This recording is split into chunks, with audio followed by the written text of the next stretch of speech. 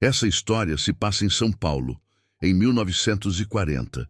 No coração da cidade, um clube de milionários escondia seus rituais sob lustres de cristal. Toda quinta-feira, sempre às escondidas e apenas para poucos convidados, aquele salão se abria para um jogo sinistro. Lá dentro, ninguém jogava por passatempo. Jogava-se para ganhar ou perder fortunas, como quem testa, a cada semana, o próprio destino. O ar tinha a espessura de fumaça de charuto e o perfume de bebidas que só servem para quem esqueceu o preço das coisas. Os garçons se moviam como sombras treinadas e as fichas deslizavam sobre o feltro. Naquela noite, sob a elegância que tudo encobria, dois homens vinham de lugares opostos da vida. Um deles, o fazendeiro solitário, afogava-se em uísque do bom, não pelo prazer, mas para amortecer uma dor que ninguém ali conhecia. Era um homem de poucas palavras, que trocara a vida na fazenda por uma mansão silenciosa na capital, e depois disso, nunca mais voltara à terra. Recluso, cercado por móveis caros e quartos vazios, naquelas mesas ele não buscava sorte. Aceitava o que viesse, porque o que tinha sido importante já lhe fora tirado. Era um homem que não tinha mais nada a perder, só dinheiro, mas isso ele não se importava. Dava para ver, na maneira como assentava as cartas, que havia algo quebrado que não se conserta. O outro, um ex-milionário de família tradicional, agora endividado até o pescoço, vestia o sobrenome como Armadura, mas por baixo dela era todo nervo e conta vencida. Devia a bancos e a agiotas perigosos. Devia a si mesmo a mentira de que ainda era o que fora. Naquela mesa, perder não era só perder dinheiro. Era ser expulso do clube, ver a família tradicional manchada pela vergonha, ser desmascarado diante de iguais que não perdoavam fraqueza ou pobreza. Ele não podia ser descoberto.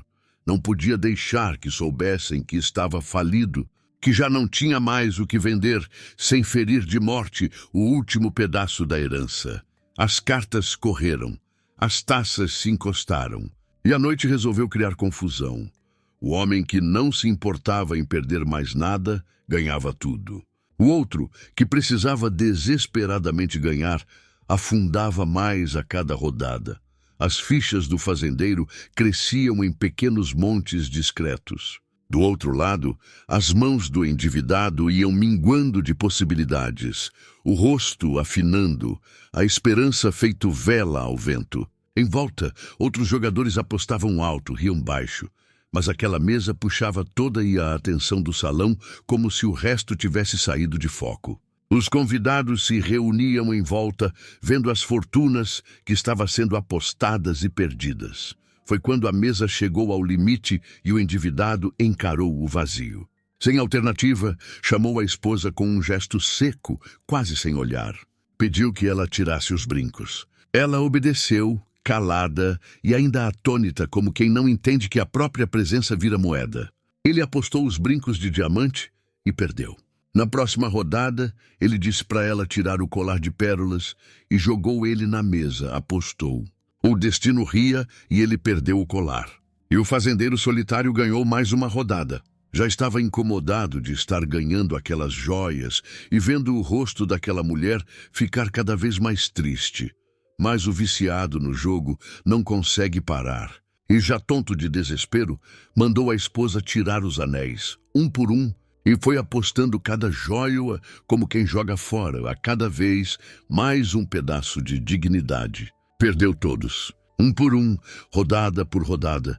O fazendeiro solitário ganhava, já com ressentimento e de má vontade, sabendo que precisava de mais uma chance, porque todo viciado acredita que a próxima mão é a que salva, e temendo que descobrissem que não tinha mais nada, ele fez o que ninguém ali esperava.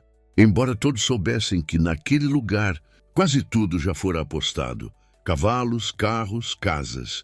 Endireitou as costas, olhou para a mesa e atirou a última blasfêmia.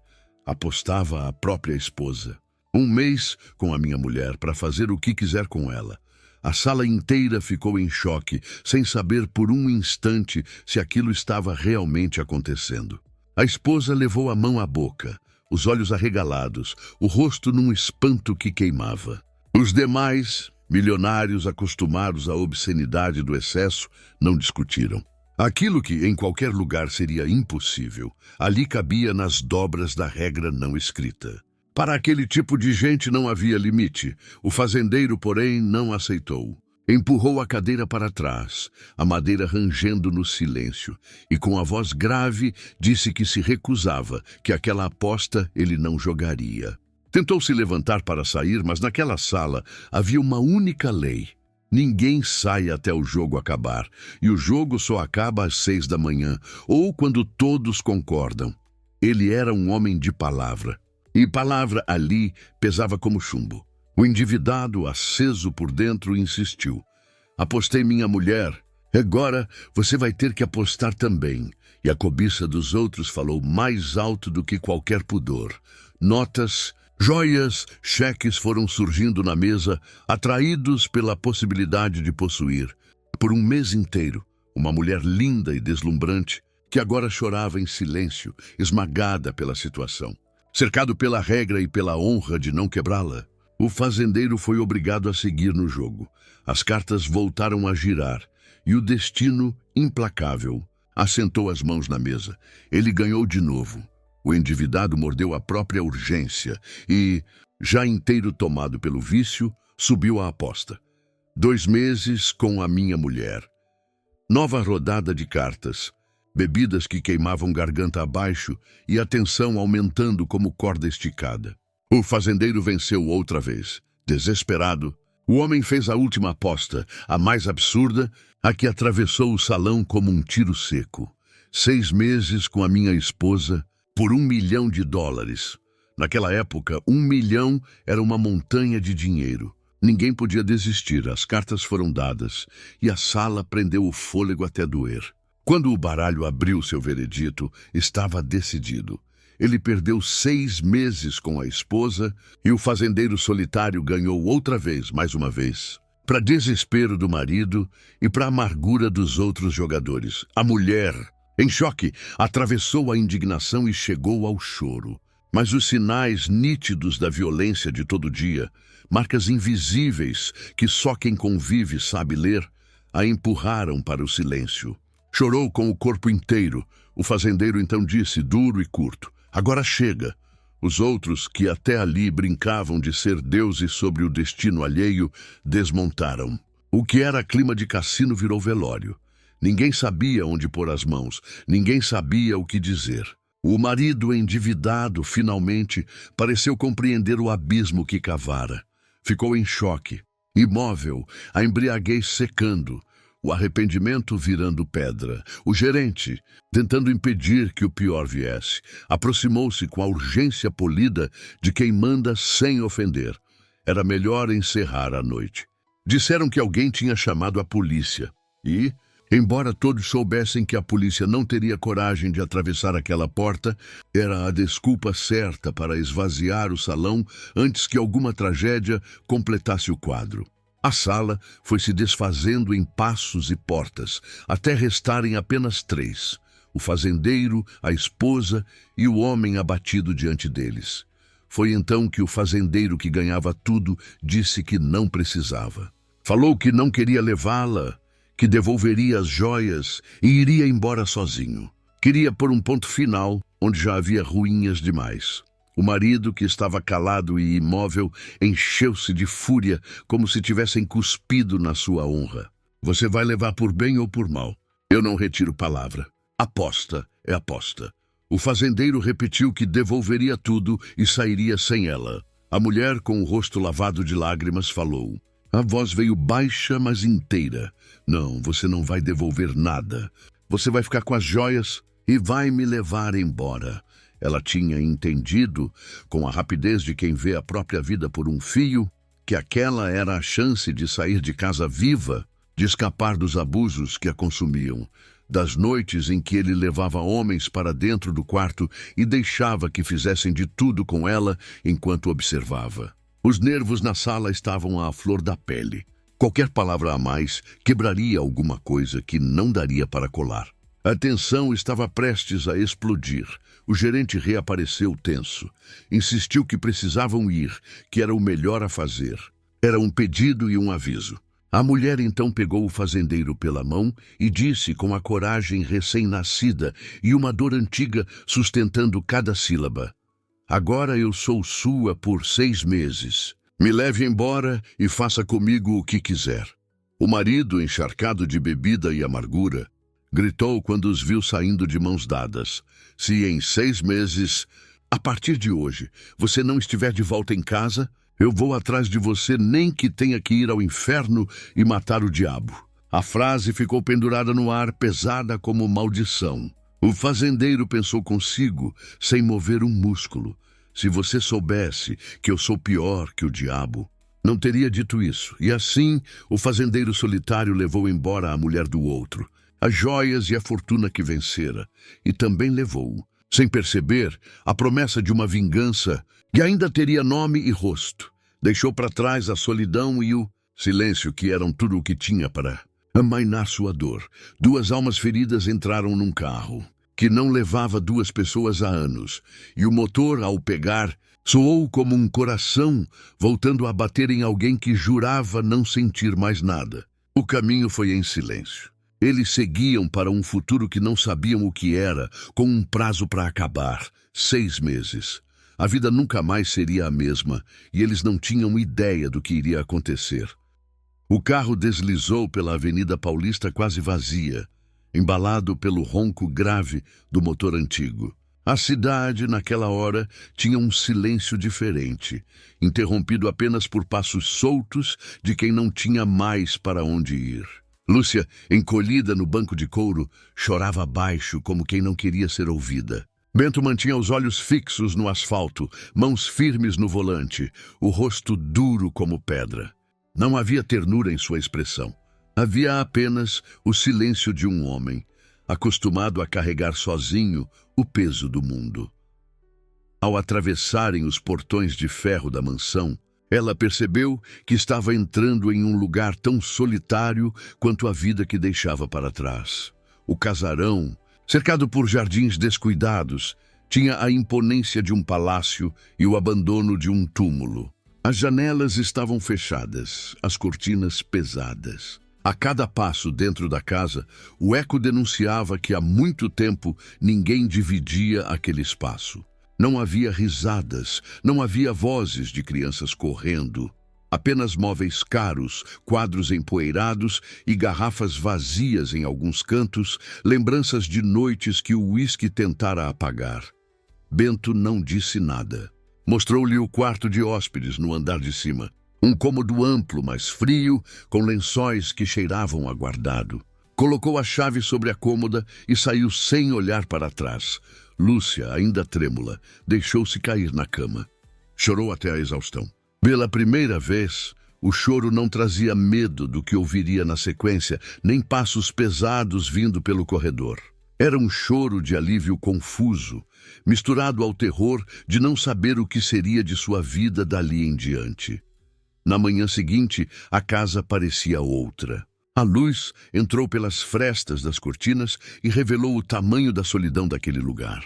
Lúcia desceu devagar as escadas e encontrou a sala de jantar posta apenas para um prato, um copo, um talher.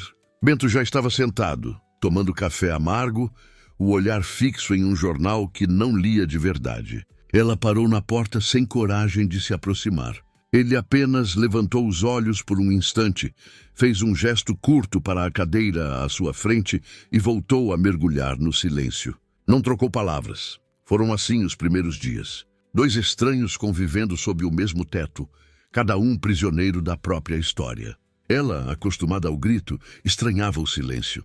Ele, acostumado à solidão, estranhava a presença de alguém que respirava perto. Nas refeições, os talheres batiam no prato como martelo em ferro.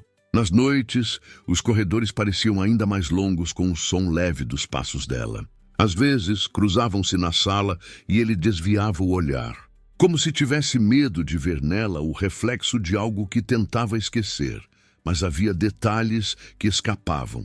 Lúcia Numa manhã, encontrou flores secas em um vaso de cristal. Eram flores de fazenda colhidas há tanto tempo que só restava a lembrança da cor. Entendeu que aquele homem, por trás da rigidez, guardava uma dor que não falava. E Bento, por sua vez, percebeu em certo instante que os olhos dela não eram apenas tristes. Eram olhos de quem queria se livrar das correntes de um passado de violência. Enquanto isso, na outra ponta da cidade, Henrique começava a viver o preço de suas escolhas. De ressaca, com a cabeça latejando, abriu a porta de casa e encontrou 2 homens esperando. Não precisaram levantar a voz. Apenas o olhar deles já dizia tudo. Eram cobradores de um agiota conhecido por não ter paciência. "Amanhã", disse um deles, "voltamos. O doutor não gosta de esperar. Se não pagar, não haverá segunda conversa." O tom foi cortante como lâmina. Henrique tentou rir, oferecer conhaque, prometer prazos. Os homens não se moveram. Apenas repetiram que amanhã voltariam e saíram como entraram, deixando o ar mais pesado que o fedor de álcool na sala. Foi ali que Henrique percebeu que perdera não só o dinheiro, mas a própria vida de luxo. Restava-lhe apenas a casa, a última propriedade ainda em seu nome, mas até isso já estava hipotecado. Pior, perdera a esposa para o único homem da cidade que jamais perdoaria apostas feitas em desespero. Na mansão, o tempo seguia devagar. Lúcia começou a arrumar o quarto onde ficava. Tirou o pó de móveis esquecidos, abriu cortinas que não viam sol há anos. Bento não disse nada, mas percebeu. Cada gesto dela parecia acender uma chama mínima em um lugar que ele julgava morto. Uma toalha nova sobre a mesa, uma cortina aberta, um cheiro de comida fresca substituindo o de bebida vencida. Ele não agradecia, mas sentia. Numa noite, ao voltar para casa mais tarde que o habitual, Bento encontrou Lúcia sentada no piano da sala, tocando uma melodia suave. As teclas estavam desafinadas, mas havia na música um pedaço de vida que ele não ouvia havia muito tempo. Parou na porta em silêncio e observou. Não se aproximou. Apenas deixou que aquela música o ferisse de forma que o uísque nunca tinha conseguido.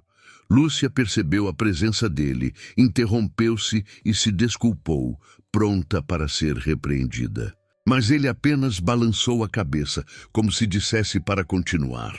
Voltou a tocar, tímida, e naquela noite, por um instante, o silêncio da mansão deixou de ser prisão para virar companhia. Do outro lado da cidade, Henrique bebia de novo. Quando os agiotas bateram à porta pela segunda vez, já não tinha mais desculpas. Sentou-se cabisbaixo e disse: "Não tenho mais nada. Até minha mulher eu já aluguei por 6 meses." Os homens se entreolharam. Um deles percebeu sobre a mesa uma fotografia de Lúcia, guardada em um porta-retratos de prata. Uma mulher linda, deslumbrante, de presença que não se apagava. O cobrador segurou a foto, sorriu de lado e disse: "Se alugou, pode vender." Entregue à mulher. A dívida estará quitada. Henrique demorou alguns segundos. O silêncio da sala parecia gritar. Então, sem forças, balançou a cabeça. Aceitou. Os agiotas saíram dali salivando, certos de que tinham encontrado uma fortuna viva. E a noite de São Paulo começou a se preparar para uma caçada que mudaria o destino de todos. Na mansão, Bento serviu-se de um último copo de uísque. Olhou para a mulher que arrumava a sala com calma e sentiu pela primeira vez em anos que o vazio dentro dele tremia. Não sabia ainda, mas já estava começando a se apaixonar. E os dias seguintes foram lentos, marcados por um silêncio que parecia se estender sobre cada canto da mansão. Lúcia caminhava pelos corredores, como quem aprende a respirar de novo. Tocava nas paredes, abria cortinas, deixava que a luz invadisse os cômodos que antes eram cavernas de penumbra. Cada gesto simples, um copo limpo, uma janela aberta, um pano passado nos móveis, parecia trazer de volta um pouco da vida que Bento havia enterrado sob camadas de uísque e esquecimento. Ele observava de longe. Não dizia nada, não agradecia, mas reparava. Reparava nos olhos dela, na maneira como se assustava quando uma porta batia sozinha, na pressa em se calar quando percebia que tinha falado demais. Havia nela marcas invisíveis, cicatrizes profundas que não estavam no corpo, mas na alma. Ele reconhecia aquelas marcas.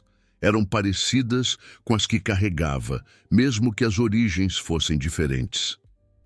À mesa, o silêncio ainda reinava, mas já não era um silêncio de indiferença. Era um silêncio cheio de perguntas não ditas. Às vezes, Bento deixava escapar um comentário breve sobre a comida, sobre o piano, sobre o clima, palavras curtas, mas que para Lúcia soavam como pequenos milagres, porque mostravam que aquele homem de pedra ainda tinha voz. Numa tarde chuvosa, ela ousou perguntar: "O senhor nunca mais voltou para a fazenda?" Bento demorou para responder. O olhar se perdeu pela janela, fixo no jardim encharcado. Segurou o copo com tanta força que o gelo tilintou. Depois disse apenas "não" e voltou ao silêncio. Mas naquele não havia um peso imenso, como se um rio de lembranças tivesse sido represado atrás de uma palavra. Lúcia entendeu que não deveria insistir. Havia histórias que ainda não estavam prontas para sair. Enquanto isso, a cidade tramava contra eles.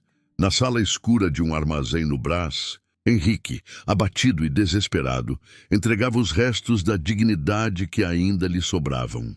O agiota o olhava com desprezo, girando entre os dedos a fotografia de Lúcia que levara da casa dele.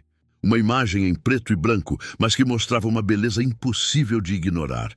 "Então é ela", disse o homem sorrindo com dentes amarelados. Linda demais para estar na mão de um jogador fracassado. Henrique não reagiu.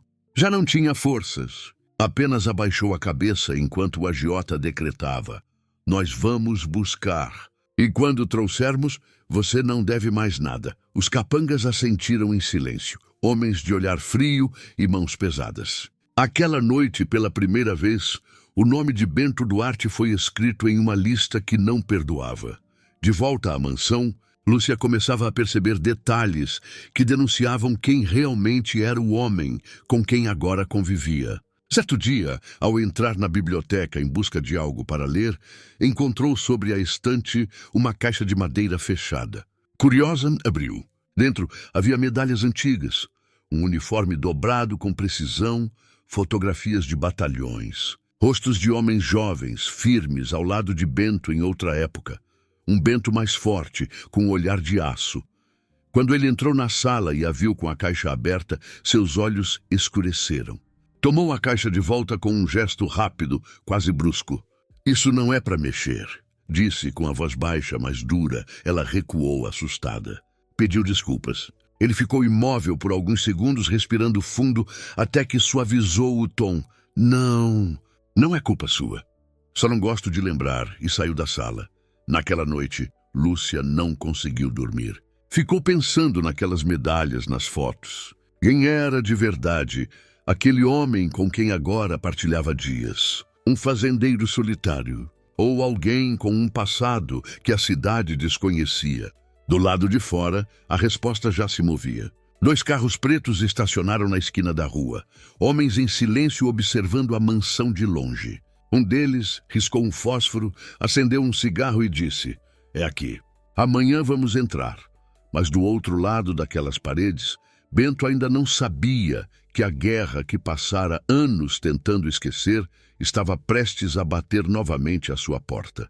As primeiras semanas passaram lentas e a convivência entre os dois se tornou uma coreografia estranha de silêncios e gestos contidos. Lúcia transformava pequenos detalhes da casa. Abria cortinas que nunca viam sol, limpava móveis cobertos por poeira antiga. Cada gesto dela era uma espécie de ousadia contra o vazio que Bento cultivava. Ele não agradecia, não elogiava, mas via tudo. Via o esforço dela para preencher um espaço que não era seu e sentia, contra a própria vontade, que o peso da mansão já não era tão absoluto. Mas a paz era ilusória. O perigo do lado de fora ganhava forma. Os agiotas não se contentaram com promessas. Passaram a rondar a mansão, a observar de longe os portões de ferro, a marcar os passos de quem entrava e saía. Homens de chapéu abaixado, carros pretos parados em esquinas sem movimento. Não era preciso bater a porta. Bastava que a sensação de cerco se instalasse. Lúcia, ao caminhar pelo jardim, começou a notar vultos. O som de um motor parado. O brilho breve de um fósforo riscado na sombra. A cada noite, o medo voltava a subir por dentro dela, o mesmo medo antigo de ser vigiada, perseguida, possuída. Bento percebia. O instinto que nunca o abandonara despertava em cada detalhe. O trinco mal fechado, o silêncio da rua quebrado por passos lentos demais. Ele não falava sobre isso, mas se movia pela casa como um homem que já conhecia aquela guerra. As cortinas eram ajustadas, as portas revisadas, as chaves conferidas. De madrugada, ele caminhava pelos corredores, sem acender luzes, passos calculados, atento ao menor ruído. Não precisava dizer nada para que ficasse claro. Aquele não era apenas um fazendeiro recluso. Numa manhã, Lúcia acordou cedo e o encontrou no quintal, exercitando-se com movimentos precisos, quase militares. O corpo pesado pelo tempo ainda guardava a rigidez de quem um dia tivera disciplina de aço. Ele não percebeu que estava sendo observado. Ou talvez tenha percebido e não se importou. O suor escorria pela testa e os punhos se fechavam como se socassem fantasmas. Naquele instante, Lúcia teve certeza. Havia muito mais naquela solidão do que a história de um homem que perdera a esposa. Do outro lado da cidade, Henrique afundava em dívidas que não podiam mais ser pagas. A casa hipotecada já não lhe pertencia. As promessas se esfarelavam. Quando os agiotas voltaram para cobrar, ele confessou com voz embargada que não tinha mais nada. Diz que até a mulher já estava empenhada. Os homens se entreolharam e sorriram com a crueldade de predadores. Não queriam mais dinheiro. Queriam a mulher. Queriam a posse definitiva. A notícia correu como ordem silenciosa. O cerco seria fechado. E enquanto Henrique se entregava à própria ruína, os homens já se preparavam para a caçada.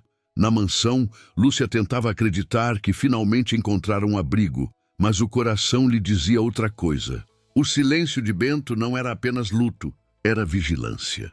A calmaria que ela sentia na casa tinha fendas invisíveis, como se algo prestes a acontecer se acumulasse no ar. O tempo que os dois passavam juntos, cada vez mais longo, começava a carregar uma estranha mistura, medo, respeito e, contra toda a lógica, a semente de uma confiança. Mas lá fora, na esquina, um carro preto já esperava com os motores frios. Os homens fumavam e calculavam. Não se tratava mais de dívida nem de honra. Era comércio, era posse. E estavam prontos para cobrar. As manhãs na mansão já não eram tão silenciosas quanto antes. O som das janelas se abrindo, o tilintar de pratos, até mesmo o piano desafinado, tudo começava a dar sinais de que ali havia vida novamente. Bento, que sempre vivera como guardião do próprio silêncio, notava que sua casa agora respirava outro ar. Mas o hábito da solidão não se entrega facilmente. Ele permanecia vigilante, controlado, como se cada gesto ainda fosse provisório. Lúcia, aos poucos, também mudava. O medo antigo dava lugar a um sentimento novo, difícil de nomear. Havia ainda noites em que despertava assustada, esperando encontrar os mesmos horrores do passado, mas quando via a casa imóvel, sentia um alívio que doía. O coração, no entanto, lhe dizia que aquela paz era frágil, como cristal prestes a rachar. Foi nesse intervalo entre a esperança e a sombra que aconteceu a primeira fissura. Em uma tarde, quando Bento estava ausente, Lúcia encontrou o telefone no corredor. O impulso foi maior que a prudência. Discou para a irmã em busca de uma voz familiar, um respiro, alguém que confirmasse que ainda havia mundo lá fora. As palavras foram rápidas, quase sussurradas, mas suficientes para denunciar que ela estava viva, que estava em outro lugar. O que ela não sabia é que os homens que rondavam a casa já interceptavam sinais, já tinham olhos atentos em cada esquina. A ligação, curta e frágil, foi suficiente para acender a certeza de que ela estava ali, escondida. O cerco apertou. O erro foi pequeno, mas irreversível. Quando Bento voltou, notou de imediato algo diferente no ar. O telefone fora usado, o fio estava fora do lugar. Não precisou de perguntas. O instinto treinado de anos de disciplina militar dizia tudo. O silêncio que se ergueu entre eles naquela noite foi mais pesado que qualquer discussão. Lúcia evitava o olhar dele, consciente do risco que tinha corrido. Do lado de fora, o movimento aumentava. 2 carros pretos pararam em ruas diferentes e homens caminharam pela calçada em passos lentos, medindo o portão de ferro, observando as janelas iluminadas. Era o início da caçada. Bento sabia. Voltou a percorrer a casa de madrugada, em silêncio, vigiando cada sombra, cada ruído. O velho hábito da guerra retornava em seu corpo, lembrando-lhe de quem tinha sido e de quem podia voltar a ser. Mas agora havia algo mais. Não era apenas sobrevivência. Era a vida de uma mulher que, contra todas as probabilidades, começava a importar para ele. Lúcia percebeu o afastamento. Sentiu que o pequeno fio de confiança que nascia entre eles estava prestes a se romper. O erro da ligação não apenas expusera a localização, mas também revelara a ele que ela ainda olhava para fora, como se buscasse retorno, como se aquele abrigo fosse temporário demais. Na manhã seguinte, o portão da mansão amanheceu riscado com um símbolo tosco, uma marca feita à faca no ferro. Não havia bilhetes, não havia recado. Apenas um sinal silencioso, deixado na calada da noite, avisando que eles sabiam onde estavam. Era o início de um cerco que não permitiria mais ilusões. O portão riscado permaneceu ali como cicatriz de ferro. Não era preciso explicação. Aquela marca dizia tudo. Quem a havia feito não queria apenas assustar. Queria anunciar que observava, que tinha tempo, que podia esperar o momento certo. Dentro da mansão, o ar se tornou mais pesado. Lúcia carregava a culpa da ligação feita em segredo, e cada olhar que Bento lhe lançava parecia confirmar o risco que ela criara. Ele não a acusava em voz alta, mas sua maneira de andar pela casa, a vigilância ainda mais rígida, a disciplina em cada gesto, denunciavam que o erro não passara despercebido. As noites eram ainda mais longas. Ele circulava em silêncio pelos corredores. Conferia fechaduras, acendia cigarros que queimavam lentamente até o fim, como se o sono fosse um luxo que não podia se permitir. Lúcia sentia-se de novo como prisioneira. Mas agora o cárcere não era feito de gritos ou violência. Era feito de vigilância e de silêncio. Decidiu que precisava reparar. Começou a preparar refeições que lembravam o interior, comidas simples que enchiam a casa de aromas esquecidos. Cuidou do jardim, limpou as flores murchas, colocou vida onde antes só havia descuido. Pequenos gestos de alguém que não queria ser apenas hóspede, mas presença. Bento notava. Observava de canto de olho o esforço dela. No início, resistia. Fechava-se ainda mais, como se o orgulho o impedisse de aceitar qualquer aproximação. Mas, aos poucos, a rigidez foi cedendo. Havia noites em que, ao passar pelo corredor, ouvia o piano tocar baixinho e parava para escutar. Não entrava, não pedia que continuasse, mas ficava ali, imóvel, permitindo-se sentir algo que há muito não sentia. Companhia. Um fim de tarde marcou a primeira rachadura real na armadura dele. A chuva caía pesada e o jardim começava a alagar. Lúcia, aflita, correu para recolher roupas estendidas e escorregou no chão molhado. Ele foi rápido, mais rápido do que qualquer homem daquela idade deveria ser. Segurou-a antes da queda, firme, como se tivesse reflexos de outro tempo. Por um instante, os olhos dos dois se encontraram de perto. Ele a ajudou a se levantar, mas não disse nada. Voltou para dentro da casa, deixando apenas o gesto como prova de que ainda havia humanidade sob aquela couraça. Naquela noite, Lúcia deixou um prato de comida sobre a mesa de trabalho dele. Não falou nada, apenas deixou o prato e se retirou. Quando voltou mais tarde, encontrou-o vazio.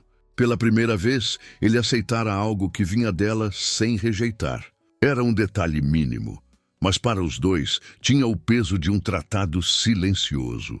Enquanto isso, do lado de fora, o cerco se fechava. Os agiotas não tinham pressa, mas a cada dia a vigilância aumentava. Um vizinho distante comentara ter visto homens rondando. O jornaleiro notou carros que não pertenciam àquela rua. Pequenas pistas, que formavam um quadro claro, estavam à espreita. Bento percebeu cada sinal. Reativou velhos hábitos que estavam adormecidos. Começou a treinar de madrugada. Golpes secos contra o ar, flexões, corridas curtas pelo jardim. Lúcia o observava de longe, admirada e assustada. Já não via apenas um fazendeiro solitário. Via um homem que carregava disciplina de guerra como se estivesse pronto para enfrentar inimigos invisíveis.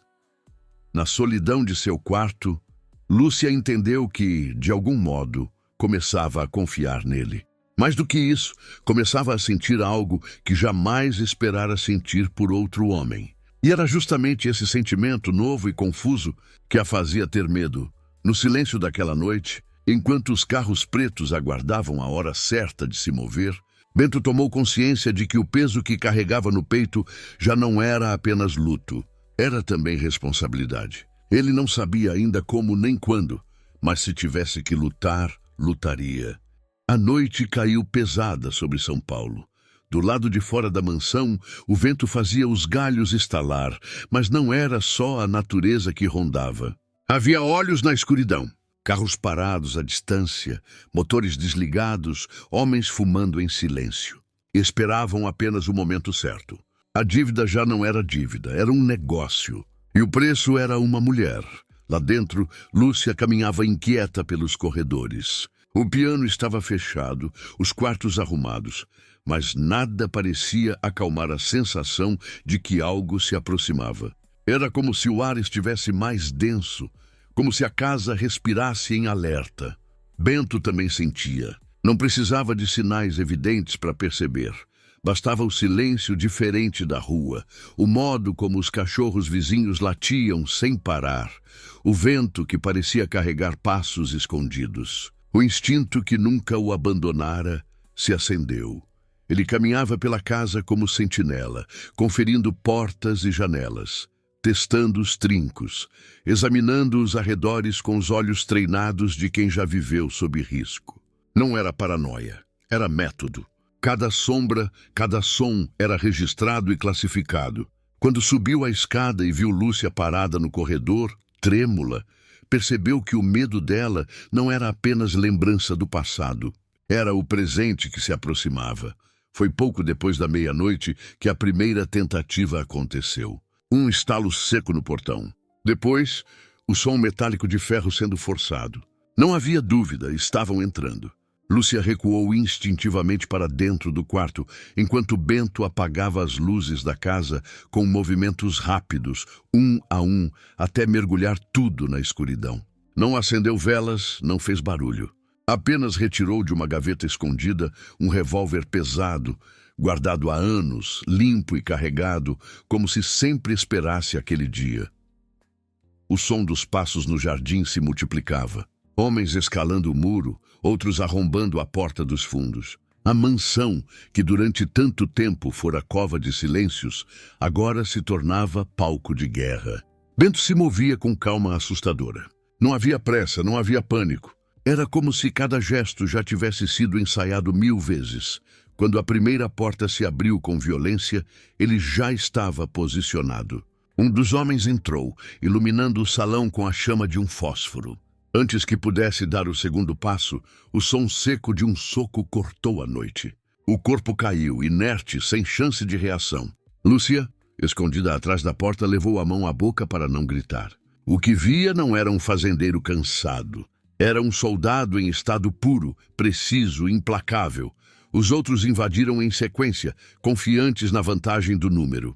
Mas a casa era território dele, e cada móvel, cada corredor tornava-se trincheira. Um a um, os homens eram surpreendidos. Golpes secos, movimentos calculados, a pontaria firme quando a força das mãos não bastava. O estampido de um disparo ecoou e fez o vidro de uma janela se estilhaçar, espalhando faíscas de medo pela sala. Mas logo o silêncio voltou. quebrado apenas pelo som de corpos pesados tombando no chão de madeira. Lúcia observava de longe, sem acreditar no que via. O homem que ela conhecia apenas como recluso e amargurado, agora se revelava como fera treinada, com reflexos que desafiavam a idade, com uma frieza militar implacável. Sentiu medo, mas sentiu também uma estranha segurança. Pela primeira vez, tinha ao lado alguém disposto a lutar por ela até o fim. Quando o último capanga recuou, ferido, arrastando-se de volta para o portão, a casa voltou ao silêncio. No chão, gemidos abafados, cheiro de pólvora, móveis virados. Bento respirava fundo, o rosto suado, os olhos fixos, como se ainda esperasse o próximo ataque. Guardou a arma devagar, sem olhar para Lúcia. Ela, trêmula, não conseguia mover-se. Aquela cena tinha desfeito todas as imagens que guardava dele. Já não era apenas o fazendeiro solitário que bebia para esquecer. Era um ex-coronel do exército, um homem de elite, treinado para a guerra, para matar se fosse preciso. E naquela noite, ao vê-lo proteger o espaço que agora também era dela, Lúcia entendeu que a armadura dele havia caído. Bento não podia mais esconder quem realmente era. E ela não podia mais negar que começava a sentir algo além da gratidão. Lá fora, o silêncio dos homens derrotados não significava rendição. Era apenas pausa. O agiota, ao saber do fracasso, não aceitaria a humilhação. A guerra estava apenas começando. O carro ainda cheirava a pólvora. O motor roncava forte pelas ruas desertas de São Paulo, e o barulho dos pneus parecia gritar junto com o coração deles. Lúcia respirava ofegante, ainda com o gosto do beijo recente nos lábios. As mãos trêmulas seguravam o vestido como se quisesse se proteger do próprio corpo. Bento mantinha o olhar fixo na estrada, frio, calculista, como se nada tivesse acontecido. Mas cada músculo do seu rosto denunciava que a violência daquela noite ainda pulsava dentro dele. Quando chegaram à mansão, o silêncio os envolveu de novo. Não havia capangas tombados nos corredores, nem móveis quebrados. Mas a memória da emboscada ainda estava viva demais para que pudessem fingir normalidade. A imagem dos homens armados caindo no chão, os gemidos de dor, o sangue escorrendo pelo asfalto, tudo se misturava ao calor de um beijo que havia nascido do desespero. Lúcia não conseguia dormir. Caminhava de um lado para outro, abraçando o próprio corpo como se tentasse se proteger do que vira. O homem que até então parecia apenas um fazendeiro solitário, revelara-se como algo muito maior e muito mais perigoso. Estava assustada, mas também tomada por uma estranha sensação de alívio. Pela primeira vez, sentia que alguém lutaria por ela sem hesitar. Nunca tinha visto um homem reagir daquela forma. Nunca alguém tinha se colocado entre ela e o perigo. Passara anos conhecendo apenas violência como condenação, mas nunca como proteção. Agora, pela primeira vez, experimentava o oposto, a brutalidade usada para defendê-la. O contraste a deixava atordoada, dividida entre o medo e uma sensação inédita de segurança. Bento estava no escritório, sentado diante de uma garrafa ainda intacta. Não bebeu naquela noite. Os olhos permaneciam fixos na parede, como se conversassem com fantasmas. O silêncio dele era diferente. Não era o silêncio de sempre. Era o silêncio de quem luta para manter uma dor guardada. Quando Lúcia entrou, hesitante, percebeu que não havia mais como fingir distância. A barreira entre os dois tinha caído junto com os invasores. Aproximou-se devagar e, pela primeira vez, não sentiu medo de estar no mesmo espaço que ele. Sentiu respeito. Sentiu curiosidade. Ele respirou fundo, como se tivesse chegado a hora de soltar algo que guardara demais. Não havia necessidade de perguntas. Começou a falar, a voz baixa, sem encarar diretamente. Contou sobre a esposa que perdera anos antes, sozinha na fazenda, morta por uma picada de cobra. Falou da corrida desesperada até a cidade, da impotência diante da morte, do vazio que ficou. E falou da escolha que fez depois, abandonar a terra, abandonar tudo que lembrava a vida que não voltaria. Desde então, vivera como um exilado de si mesmo. Lúcia o escutava em silêncio. As palavras dele caíam sobre ela como pedras de um muro que se desfazia. Enxergava não apenas o homem frio e solitário, mas a cicatriz que o moldava. E naquele instante percebeu algo que até então não tinha visto. A dor dele não era diferente da sua. Era a mesma ferida, em outra forma. Sem perceber, começou a contar também. Falou da vida ao lado de Henrique, das humilhações que se escondiam atrás das portas fechadas. Contou dos abusos, das noites em que homens estranhos entravam em sua casa e ele assistia em silêncio. Falou das marcas invisíveis, das vezes em que quis morrer para escapar. E enquanto falava, chorava. Bento não disse nada. Não tentou consolar, mas se aproximou, sentou-se ao lado dela e deixou que o silêncio fosse companhia. O gesto foi mais forte que qualquer palavra. Pela primeira vez, Lúcia sentiu que não precisava justificar sua dor. Ele entendia porque conhecia a própria. Naquele instante, os dois estavam despidos de todas as máscaras. Ele não era apenas o coronel endurecido ou o fazendeiro recluso. Ela não era apenas a mulher apostada em uma mesa de jogo. Eram duas almas quebradas que, por acaso, se encontraram. O relógio avançava na parede, marcando as horas que passavam sem que percebessem. Quando o sono finalmente veio, Lúcia adormeceu ali mesmo, encostada no ombro dele. Bento permaneceu desperto por mais algum tempo, olhando o rosto dela à luz fraca da madrugada. No peito, um sentimento que há muito julgava impossível começou a nascer. A vontade de proteger não por obrigação, mas por afeto. Naquela noite, separados do mundo lá fora, não eram mais o fazendeiro solitário e a mulher apostada em uma mesa de pôquer. Eram dois sobreviventes que, por acaso, se encontraram. E nos cantos escuros da cidade, enquanto o sol ainda não nascia, os homens que falharam no ataque afiavam seus planos. A guerra não havia terminado, mas dentro daquelas paredes, naquele instante, Bento e Lúcia finalmente se reconheceram.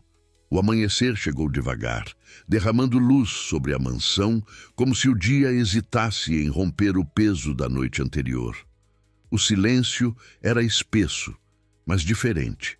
Já não era o silêncio do medo, nem o da desconfiança. Era o silêncio que nasce, depois de uma confissão, quando não restam máscaras para sustentar.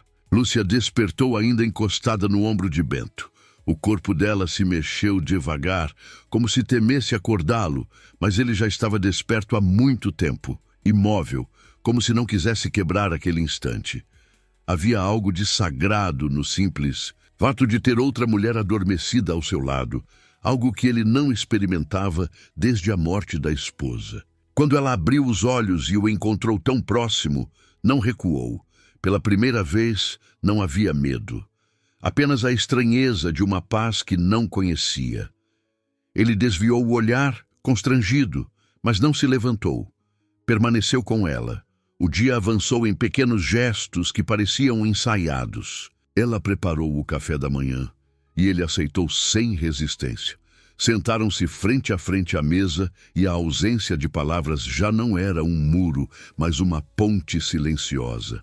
Cada olhar sustentado um pouco mais, cada pausa carregada de significados. O peso da madrugada anterior ainda pairava sobre eles, mas de outra forma. Não mais como ameaça, mas como elo. Ambos sabiam que algo havia mudado, embora nenhum tivesse coragem de nomear.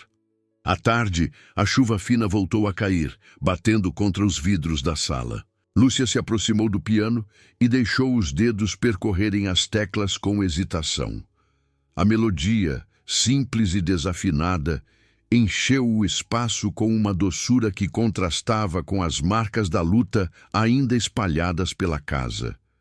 Bento se aproximou devagar, parando ao lado dela. Não falou nada, apenas ficou ali, ouvindo. Quando ela parou, o silêncio foi mais forte que a música. Ele estendeu a mão, quase sem perceber, e tocou de leve os dedos dela ainda sobre as teclas. O gesto foi breve, mas carregava a intensidade de uma batalha vencida contra a própria armadura. Ela não retirou a mão, sentiu o toque, sentiu o calor e deixou que acontecesse. O que veio depois não foi um beijo arrebatado nem um gesto teatral. Foi algo mais íntimo, mais verdadeiro. Ele a envolveu num abraço silencioso, firme, como quem encontra em outro corpo o abrigo que julgava perdido. Ela correspondeu, sem palavras, deixando-se afundar naquele instante como se fosse o único lugar seguro que já conhecera. Foi nesse abraço que o tempo parou. Dois sobreviventes, marcados por perdas e violências, finalmente se permitiam sentir algo que acreditavam não merecer mais. Não havia promessas, não havia futuro garantido. Havia apenas o presente, o calor de um corpo contra o outro, a respiração compartilhada, a certeza de que naquele momento não estavam sozinhos. Apenas um segundo de silêncio que antecedeu o inevitável. O beijo veio ardente, urgente, como se os dois estivessem há anos esperando por aquilo. As mãos se encontraram com força, como quem teme perder o outro se soltar. A sala, antes prisão de solidão, transformou-se em refúgio de desejo. Os corpos se uniram com a mesma intensidade com que tinham resistido ao mundo. Não era apenas paixão, era catarse. Era a raiva dele, contida por anos, transformada em entrega. Era a dor dela, acumulada em silêncios e humilhações, agora liberada em lágrimas e prazer. Cada toque, cada suspiro, carregava a marca de sobreviventes que finalmente podiam viver. A madrugada se dissolveu em calor.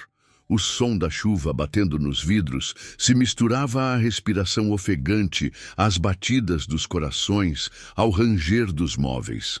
Não havia mais espaço para o passado naquela noite. Apenas para a certeza de que, contra todas as probabilidades, tinham se encontrado. Quando o corpo de Lúcia repousou sobre o dele, o silêncio voltou. Mas já não era silêncio de vazio, era silêncio pleno, cheio do que não precisava de palavras. Ela fechou os olhos, segura como nunca fora. Ele, com o braço firme ao redor dela, entendeu que pela primeira vez em anos não sentiu o peso da solidão. E ali, na mansão que tantas vezes lhe fora cárcere, Bento descobriu que ainda havia vida dentro de si. Descobriu que, mesmo marcado por cicatrizes que jamais se apagariam, ainda podia amar. Lá fora, a cidade despertava. E em algum lugar, homens tramavam vingança. Mas naquela noite, entre aquelas paredes, nada mais importava. Eles haviam se escolhido. Lúcia e Bento não eram mais apenas duas vidas arrastadas pelo acaso de uma aposta. Eram, ainda que por instantes, duas almas que se encontravam. A noite do prazo chegou. Não havia mais espaço para ilusões. A promessa feita naquela mesa de pôquer 6 meses antes agora se cumpria. Mas a mansão não era mais a mesma. Já não era túmulo de silêncio, mas também não era um lugar comum. Tinha se transformado em fortaleza. Durante meses, Bento preparara cada detalhe. O mundo acreditava que ele havia se retirado para a solidão, mas na verdade ele nunca deixara de ser quem era. Antes de fazendeiro, antes de viúvo, fora coronel do exército, comandante de forças especiais, homem de guerra treinado para agir onde outros homens tremem. Tinha contatos, dinheiro, disciplina. Escolheu viver recluso, mas nunca abriu mão de estar pronto. E agora, ao lado de Lúcia, tinha motivo para lutar outra vez. Na mansão, cada quarto escondia armas, rifles, pistolas, facões, até explosivos antigos guardados em cofres. Os portões estavam reforçados, os corredores iluminados por refletores ocultos. Bento não estava só. Usara sua fortuna para montar uma pequena equipe de confiança. Homens discretos, silenciosos, que aguardavam espalhados pela propriedade, preparados para o ataque. O agiota e seus capangas chegaram convencidos de que seria fácil. Henrique, arruinado, havia dito que o fazendeiro era apenas um homem solitário, sem aliados, sem força. O erro deles foi acreditar. Os carros pretos cercaram a mansão como urubus sobre um corpo. Os homens desceram armados, passos firmes, sorrisos de vitória antecipada. O agiota caminhava à frente, exibindo a arrogância de quem acreditava ter o poder sobre vidas. Trazia consigo o marido de Lúcia, reduzido a um fantoche envergonhado, arrastado como testemunha. Mas bastou atravessarem o portão para perceberem que não estavam caçando. Eram a presa. O jardim se iluminou em holofotes e o primeiro disparo ecoou certeiro, derrubando o homem que tentava forçar a porta. Do alto das janelas, os seguranças de Bento surgiram como sombras armadas. O tiroteio encheu a noite com estampidos e clarões. Bento avançava entre eles como fera solta. Os capangas atiravam em todas as direções, mas seus movimentos eram desordenados. Ele não. Cada disparo era calculado, cada golpe preciso. Um após o outro, os homens tombavam. Não havia hesitação, não havia piedade. Era disciplina pura, treinada na guerra e agora alimentada por anos de raiva contida. Quando o último dos capangas caiu, gemendo no chão, o agiota percebeu que havia caído na armadilha desde o início. O salão da mansão, agora tomado pelo cheiro de pólvora e sangue, se transformara em tribunal. E o juiz era Bento Duarte. O agiota tentou recuar, mas Bento o agarrou pelos ombros e o jogou contra a parede. Seus olhos ardiam em fúria. Não havia misericórdia naquele olhar, apenas a promessa cumprida de que ele era pior que o diabo. Da gaveta de madeira pesada, tirou um facão militar antigo, afiado, e o ergueu com a frieza de quem não treme diante da violência, e diante de todos, com golpe seco e certeiro, decepou as duas mãos do agiota. O grito ecoou pela mansão como um uivo de animal abatido. O sangue escorreu pelo chão de mármore, pintando de vermelho o símbolo da vingança. Bento, imóvel, disse apenas uma frase que marcaria para sempre aquela noite. "Você nunca mais vai tocar na minha mulher." Henrique, pálido, em choque, caiu de joelhos. Balbuciava pedidos de perdão, incapaz de sustentar a própria vergonha. Bento aproximou-se devagar, colocou o pé sobre o rosto dele e o empurrou contra o chão. Pisou com firmeza, esmagando a dignidade que já não existia. A voz dele, grave e gélida, foi a sentença. "Você vai viver. Vai sair da prisão e voltar para o mundo. Mas nunca mais estará livre. Será vigiado dia e noite. Se ousar encostar nela de novo, se ousar sequer pensar em procurá-la, eu não vou tirar suas mãos. Eu vou arrancar sua vida." O silêncio que se seguiu era de cemitério. Até os seguranças recuaram um passo, impressionados com a crueldade controlada daquele homem. Era verdade. Ele era pior que o diabo. O diabo tenta corromper. Bento destruía. Pouco depois, as sirenes se aproximaram.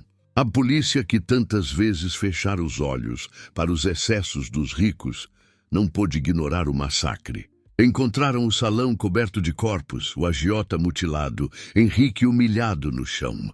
Não ousaram enfrentar Bento.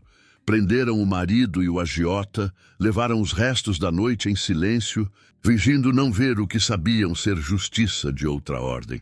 Quando a casa se esvaziou, restaram apenas Bento e Lúcia. Ela, ainda em choque, aproximou-se.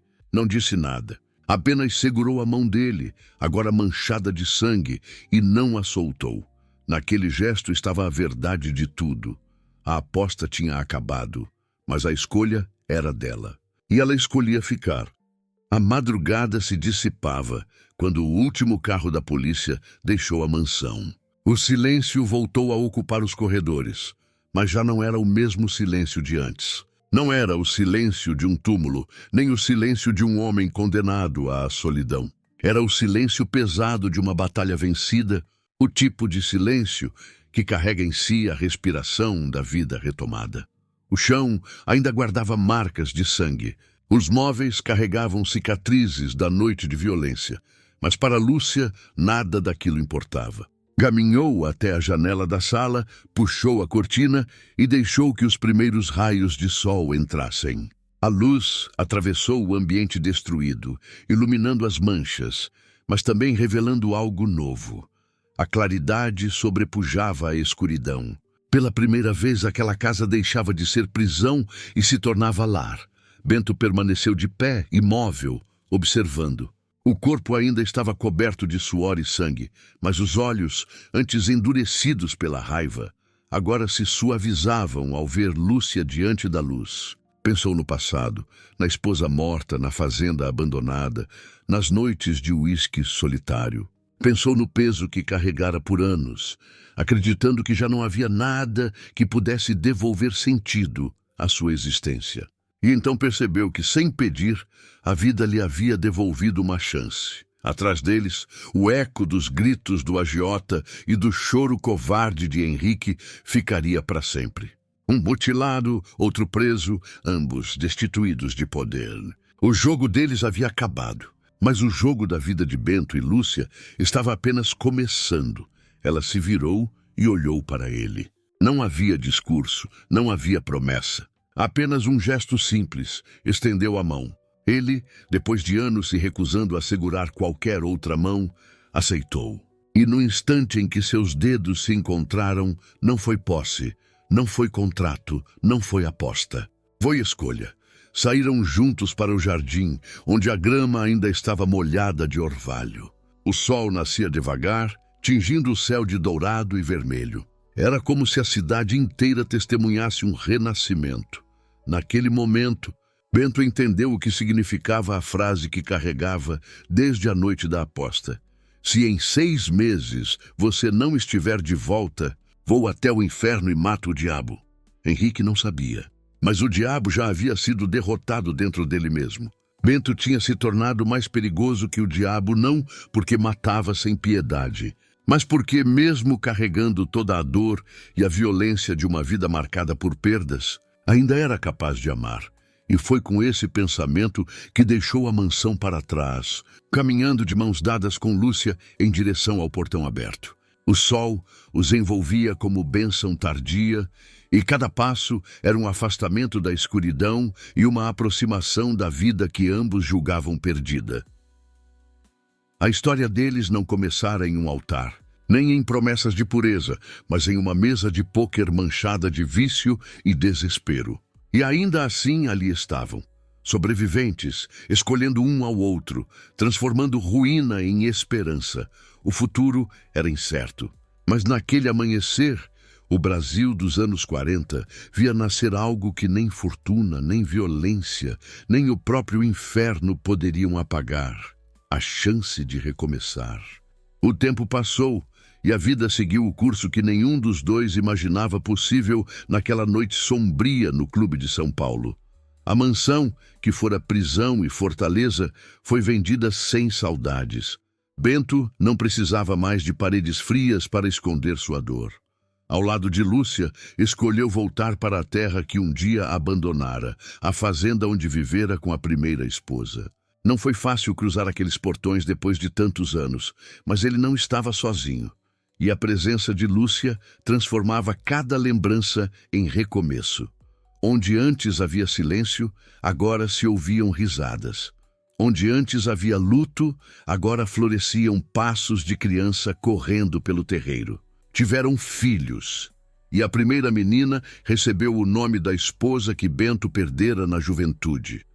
Não como substituição, mas como homenagem. Era a forma de manter viva a memória sem deixar que ela fosse sombra. Ao pronunciar o nome, ele já não sentia a ferida aberta, mas a bênção da continuidade. A fazenda voltou a brilhar. Os campos, antes abandonados, tornaram-se férteis outra vez. A casa grande, que guardava lembranças de dor, encheu-se de vida, de aromas de comida fresca, de festas simples ao pôr do sol.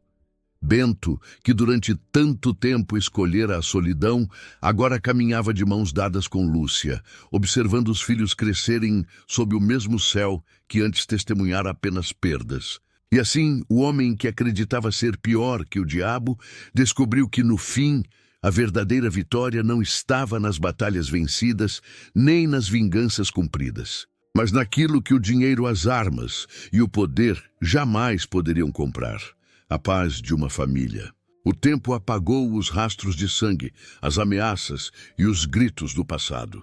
Restou apenas a imagem de uma fazenda iluminada, com crianças correndo livres e um casal sentado na varanda, envelhecendo juntos. Eles haviam começado como duas almas quebradas, por acaso unidas numa mesa de pôquer, e terminaram como marido e mulher, companheiros de vida, construindo um lar que seria lembrado não pelo escândalo ou pela aposta, mas pela esperança. E assim, contra todas as probabilidades, foram felizes para sempre. Muito obrigado por ter ficado comigo até aqui. Muito obrigado por assistir. Por favor, se inscreva no canal e diga nos comentários de onde você está assistindo. Muito obrigado e fique com Deus.